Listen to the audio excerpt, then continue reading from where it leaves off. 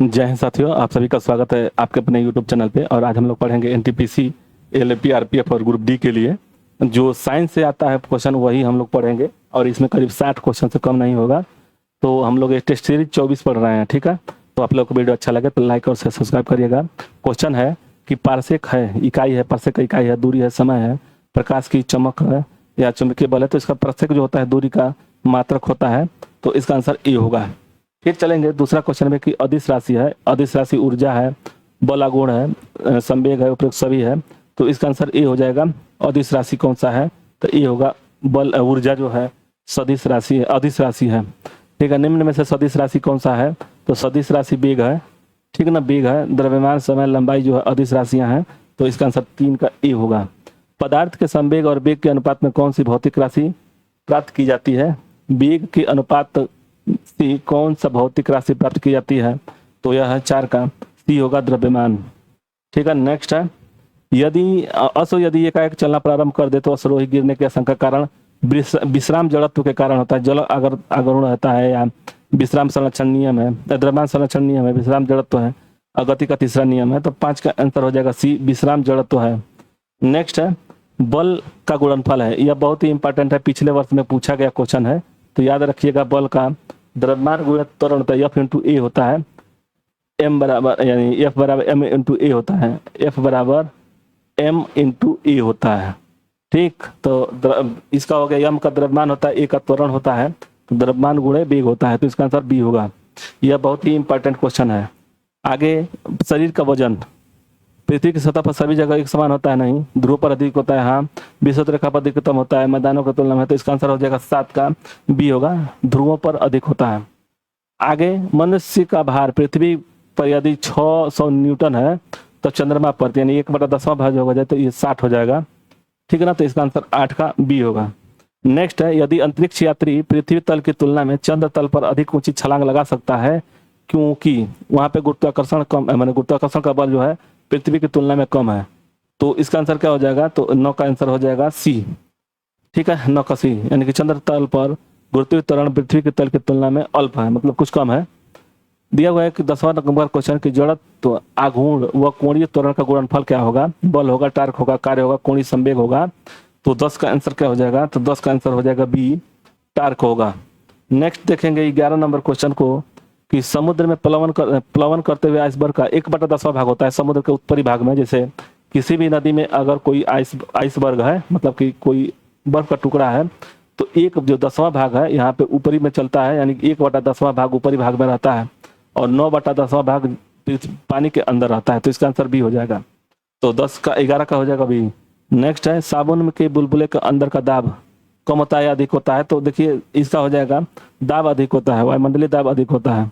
Next है, निम्नलिखित में से किसमें गतिज ऊर्जा नहीं है? याद रखिएगा, गतिज ऊर्जा मतलब कि चलती हुई है। अगर चली हुई गोली ये भी है, बहता हुआ पानी ये भी चल रहा है, चलता हुआ हथौड़ा ये भी है, खींचा हुआ धनुष, यानी कि यह जो स्थिति ऊर्जा है। तो नहीं पूछ रहा है, तो इसका आंसर डी होगा। यहीं पे पूछ देता कि अगर है तो इन तीनों हो जाएंगे, अकेले वही रहेगा जो स्थिति ऊर्जा में है। 14 है कि दूध की क्रीम निकालने में कौन सा बल? तो देखिए, इसका अभिकेंद्रीय बल लगता है, याद रखिएगा। तो 14 का आंसर हो जाएगा ई, अपकेंद्रीय बल होता है। अपकेंद्रीय बल, याद रखिएगा, अपकेंद्रीय बल होता है। दूध से क्रीम निकालने में कौन सा बल लगता है? तो अपकेंद्रीय बल लगता है। दिया है कि एक लिफ्ट में किसी व्यक्ति का प्रत्यक्ष भार, यानी व्यक्ति होगा यह, व्यक्ति का प्रत्यक्ष भार वास्तविक भार से कम होता है जब लिफ्ट वास्तविक भार से, यानी कि लिफ्ट जब नीचे की तरफ जाएगा ना, तब त्वरण के साथ जब नीचे जाएगा, एक समान गति से जाएगा तो कोई अंतर नहीं आएगा, लेकिन त्वरण के साथ जब नीचे जाएगा तब होगा उसका भार कम। तो इसका आंसर हो जाएगा बी। नेक्स्ट है, पृथ्वी के गुरुत्वाकर्षण का कितना भाग चंद्रमा के गुरुत्वाकर्षण? 1/6 होता है, 1/6। अगर मान लीजिए 60 kg पृथ्वी पर है तो वह 6 kg का चंद्रमा पे होगा, 1/10वां भाग होता है, ठीक है। तो इसका आंसर 1/6 होगा। तो 16 का आंसर सी। नेक्स्ट है, लोलक की काल अवधि यानी कि टाइम पीरियड उसके द्रव्यमान पर निर्भर करता है, लंबाई पर निर्भर करता है, समय पर, तापक्रम पर। देखिए, लंबाई पर उसके लोलक की काल अवधि जो है लंबाई पर निर्भर करता है। नेक्स्ट है, पार्श्व विकृति और अनुदैर्ध्य विकृति का अनुपात को कहते हैं? तो इसका आंसर हो जाएगा 18 का ए होगा, पोइसों अनुपात होता है, पोइसों अनुपात। नेक्स्ट है तेल दीप में बत्ती से, जैसे दिया है कि तेल दीप जो है उसकी बत्ती में तेल किसके कारण ऊपर उठता है, तो केशित्व के कारण होता है, तो केशिका के कारण, क्रिया के कारण, तो 19 का हो जाएगा, 19 का बी। नेक्स्ट है महान वैज्ञानिक आर्किमिडीज का सिद्धांत मैंने संबंधित है, मतलब जो सिद्धांत दिए थे वो कहाँ से संबंधित है, ब्रिटेन से, जर्मनी से, संयुक्त राज्य अमेरिका से, ग्रीस से, तो इसका आंसर ग्रीस हो जाएगा। आर्किमिडीज जो थे वह थे ग्रीस के, ग्रीक के, ठीक है। अपश्रव्य तरंगों की आवृत्ति होती है, अवश्रव्य 3 तरह के होते हैं, तो इसका अपश्रव्य का क्या होगा, तो इसका आंसर ए होगा। याद रखिएगा यहाँ पे सबसे, इसको मैंने याद रख लीजिएगा, 20 HZ से मतलब बराबर और 20,000 HZ से, अगर इन दोनों के बीच में है तो वो श्रव्य बोलते हैं उसको, मतलब कि सुन सकते हैं। इससे कम वाले को अवश्रव्य बोलते हैं, अवश्रव्य, और इसको अपश्रव्य बोलते हैं, अपश्रव्य, ठीक ना। इससे अपश्रव्य माने ऊपर, ठीक। तो याद रखिएगा यहाँ 20 से 20,000 के बीच में हम लोग सुन सकते हैं, और उससे कम वाला को नहीं सुन सकते, उससे अधिक वाला को भी नहीं सुन सकते हैं, ठीक। तो इसका आंसर अश्रव्य आवृत्ति जो होती है 20 से कम होता है। नेक्स्ट है कि श्रव्य परिसर में ध्वनि के तरंगों की आवृत्ति क्या होती है, तो अभी हम लोग बोले 20 से 20,000 के हर्ट्ज के अंदर में आता है, ठीक है। चलिए सोनार क्या है, तो नव संचालकों का प्रयोग में लाया जाता है। ये सोनार जो है नव संचालकों के द्वारा प्रयोग किया जाता है, तो 23 का आंसर हो जाएगा डी। 24 हम लोग देखेंगे, 23 हो गया डी। 24 है किसी ध्वनि स्रोत की आवृत्ति में होने वाले उतार चढ़ाव को कहते हैं डॉपलर प्रभाव बोलते हैं उसको। याद रखिएगा ध्वनि का, जैसे कि सीटी, जैसे मान लीजिए कुछ दूरी पर अगर ट्रेन रहता है, नजदीक आता है तो आवाज अधिक सुनाई देता है, फिर दूर जाती है तो आवाज कम सुनाई देने लगता है, तो वह डॉपलर प्रभाव उसको बोलते हैं, तो 24 का बी हो जाएगा। नेक्स्ट है आणविक संगठन के द्वारा ऊष्मा का संप्रेषण क्या कहलाता है, चालन, संवहन, विकिरण, प्रकीर्णन, तो इसका आंसर 25 का आंसर बी हो जाएगा, संवहन। नेक्स्ट है निम्नलिखित द्रव में कौन सा ऊष्मा का बहुत अच्छा चालक है, पारा है, पानी है, इथर, बेंजीन है, तो इसका आंसर हो जाएगा 26 का ए, पारा होता है। किसी द्रव का उसके क्वथनांक में पूर्व, क्वथनांक से पूर्व उसके वाष्प में बदलने की प्रक्रिया क्या कहते हैं, तो वाष्पीकरण कहते हैं। संघनन, तो संघनन का मतलब कि वह उससे, जैसे कि वाष्प से वह जो बदल करके आता है, संघनन मतलब द्रव में बताया उसको संघनन बोलते हैं। और द्रव को जब बर्फ बनता है तो हिमीकरण बोलते हैं, तो इसको वाष्पीकरण होगा, तो 7 का ए हो जाएगा, 27 का ए हो जाएगा। पहाड़ों पर पानी निम्नलिखित तापमान पर उबलने लगते हैं, 100 डिग्री सेल्सियस पर, मतलब कि दाब कम हो जाता है ना वहाँ पे, तो 28 का आंसर ए हो जाएगा। 100 सेंटीग्रेड यानी क्वथनांक से कम, यानी कि 100 सेंटीग्रेड से कम पर ही उबलने लगेगा। भाप से हाथ अधिक जलता है अपेक्षाकृत उबलते जल से, क्योंकि भाप में गुप्त ऊष्मा ज्यादा होती है, तो गुप्त ऊष्मा, इसका आंसर 29 का ये होगा। नेक्स्ट देखेंगे 30 नंबर क्वेश्चन को दिया है, 30 नंबर क्वेश्चन दिया हुआ है कि किस गुण धर्म के कारण पानी में से बर्फ बर्तन में डुबाई गई छड़ी मुड़ी के प्रतीत होते, मुड़ी हुई प्रतीत समझ में आता है। तो देखिए इसमें अपवर्तन जो होता है ना, इसका अपवर्तन होगा। परावर्तन में क्या होता, परावर्तन में क्या होता है कि किसी सतह पर जाएगी लौट के चली जाएगी। अपवर्तन क्या होता है कि सघन माध्यम से या विरल माध्यम से सघन माध्यम में जब कोई भी प्रकाश या कोई भी चीज जाता है तो वह छड़ी मुड़ जाती है, वह अपवर्तन का कारण है, तो इसका आंसर हो जाएगा 30 का सी। नेक्स्ट है पूरा आंतरिक परिवर्तन होता है जब प्रकाश जाता है कहाँ पे, हीरे से कांच में, जल से कांच में, वायु से जल में, तो क्या होता है पूर्ण आंतरिक परिवर्तन, तो ये जो हो जाएगा 31 का ए। नेक्स्ट है वायुमंडल में प्रकाश के विसरण का कारण क्या है, तो प्रकाश का जो विसरण का कारण है वह है धूल कण। नेक्स्ट है साबुन के पतले झाग में चमकदार रंगों का बनना किस परिघटना का परिणाम है, तो 33 का आंसर हो जाएगा ए, बहुलित परावर्तन और व्यक्तीकरण। नेक्स्ट है कि पानी में हवा का बुलबुला वैसे ही काम करेगा जैसे करता है अवतल दर्पण या अवतल लेंस, तो इसमें अवतल लेंस होना चाहिए, तो 34 का डी होगा, ठीक।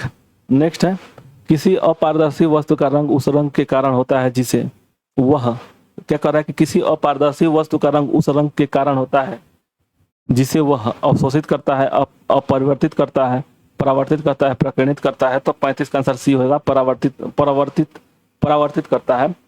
लाल कांच को अधिक ताप पर गर्म करने पर कैसा दिखाई देगा? लाल कांच को मतलब अधिक ताप पर गर्म किया जाता है तो कैसा दिखाई देगा? लाल, हरा, नीला, पीला। तो 36 का आंसर बी हो जाएगा हरा। नेक्स्ट है वस्तुओं का आवेशन किसके दिया है कि वस्तुओं का आवेशन किसके स्थानांतरण के फलस्वरूप होता है? इलेक्ट्रॉन, पॉजिट्रॉन, न्यूट्रॉन और न्यूट्रॉन, प्रोटॉन। तो 37 का आंसर हो जाएगा ए इलेक्ट्रॉन। नेक्स्ट है प्रवृत्ति धारा को दिक् धारा में परिवर्तित करता है। प्रवृत्ति धारा को दिक् धारा में, तो मतलब कि ये कौन सा है? तो इसका आंसर हो जाएगा 38 का सी होगा रेक्टिफायर। यानी कि प्रवृत्ति धारा को यानी कि एसी को डीसी में परिवर्तन करने के लिए रेक्टिफायर का प्रयोग किया जाता है। और ट्रांसफार्मर जो होता है यह होता है एसी उच्च वोल्ट एसी को निम्न वोल्ट में करता है। डायनेमो क्या है? तो यह यांत्रिक ऊर्जा से विद्युत ऊर्जा में, मोटर होता है विद्युत ऊर्जा से यांत्रिक ऊर्जा में प्रयोग करता है। ठीक। विभवांतर का मात्रक क्या होता है? एम्पियर, वोल्ट, कूलम, ओम। विभवांतर का क्या होगा? तो इसका आंसर बी हो जाएगा वोल्ट, विभवांतर वोल्ट। एक आदर्श वोल्ट मीटर का प्रतिरोध क्या होगा? तो आदर्श वोल्ट मीटर का प्रतिरोध 0 होना चाहिए। तो 40 का आंसर क्या हो जाएगा? अनंत दिया हुआ है।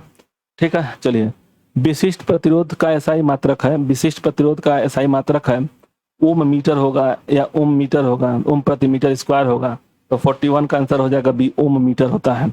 नेक्स्ट है एक समान शुष्क सेल में विद्युत अपघट्य होता है।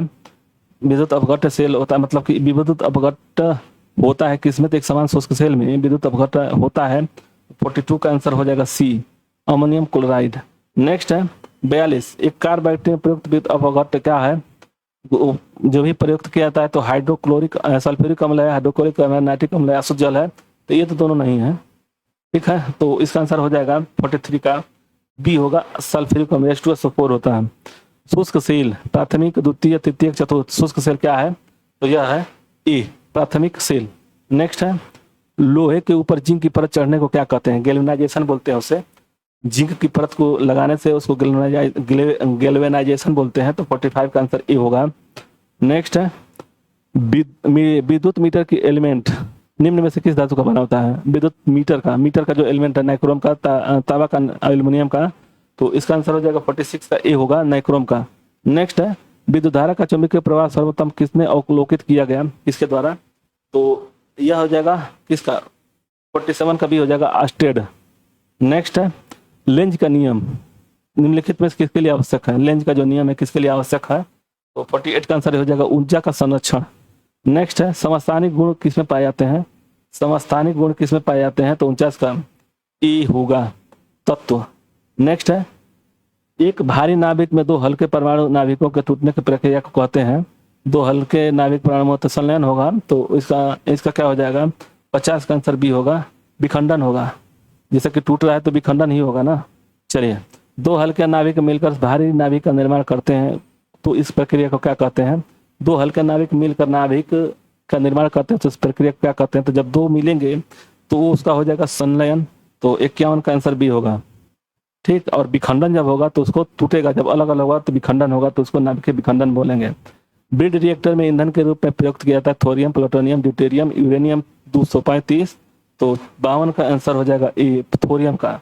नेक्स्ट है क्यूरी किसका इकाई है? इकाई का नाम है क्यूरी। रेडियो एक्टिव धार्मिकता का, तापमान का, उष्मा का, ऊर्जा का। तो क्यूरी जो है किसका है? तो मैडम क्यूरी का नाम सुना होगा, रेडियो धार्मिकता का खोज किए थे। तो 53 का ए हो जाएगा। नेक्स्ट है ब्रह्मांड में सबसे अधिक मात्रा में कौन सा तत्व पाया जाता है? ब्रह्मांड में तो सबसे ज्यादा तत्व कौन सा पाया जाता है?